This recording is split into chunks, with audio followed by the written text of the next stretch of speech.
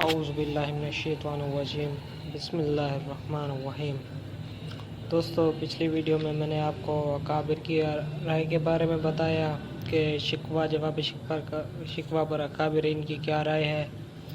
آج میں آپ کو جواب شکوہ کا شعر سناؤں گا، اس کی تشریح بتاؤں گا۔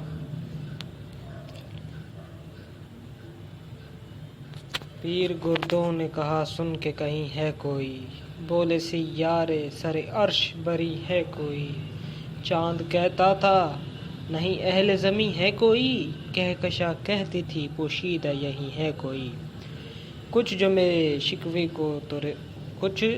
جو سمجھا میرے شکوے کو تو رضواں سمجھا، مجھے جنت سے نکالا ہوا انسان سمجھا۔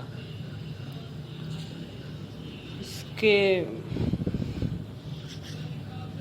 مطلب، جب میرا شکوہ آسمان پر پہنچا تو پیر گردو بوڑھے آسمان نے اسے سن کر کہا کہ یہاں کوئی ہے۔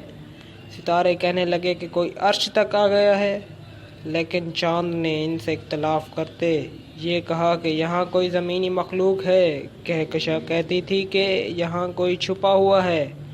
میرے شکوے کو صرف رضوان جنت کا دروازہ ہی سمجھ سکا، کیونکہ اس سے معلوم ہو گیا تھا کہ میں جنت سے نکالے ہوئے انسان آدم کی اولاد میں سے ہوں۔ اس کی تشریح میں اقبال کے بارے میں لکھا گیا ہے۔ ان شعروں میں شاعر مشرق نے ہم پر یہ حقیقت واضح کی ہے کہ ان کی دلسوز، پرتاثیر اور انوکھی شکایت جب خاکی دنیا کو چھوڑ کر عالم بالا میں پہنچی تو ہر طرف حیرت کا اظہار ہونے لگا۔ آسمان، سیارے، چاند اور کہکشاں سبھی حیران تھے کہ یہاں یہ شکایت آمیز آواز کہاں سے اور کیسے آ گئی۔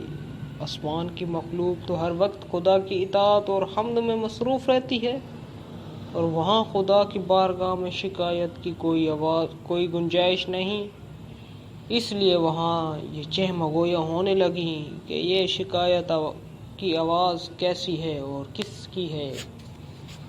اقبال کہتے ہیں کہ صرف رضوان ہی میرے شکوے کو سمجھ سکا، کیونکہ وہ جس جنت کا داروغ ہے اسی جنت سے آدم نکالے گئے تھے۔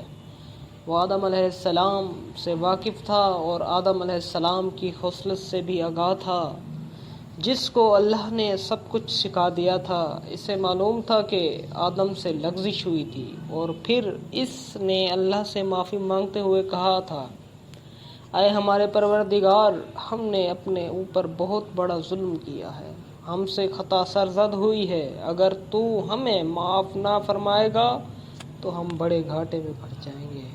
رضوان نے کہا، ہونا یہ وہی آدم زاد ہے۔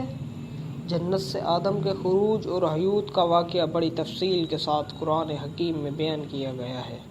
علامہ اقبال نے ان اشعار میں اسی واقعے کی طرف اشارہ کیا ہے۔ دوستو، آج میں نے آپ کو جواب شکوہ کا شعر سنایا۔ انشاءاللہ کل آپ کو میں اس کا جو شکوہ والا شاعر ہے وہ سناؤں گا، اس کی تشریح، اس کا مطلب بتاؤں گا انشاءاللہ۔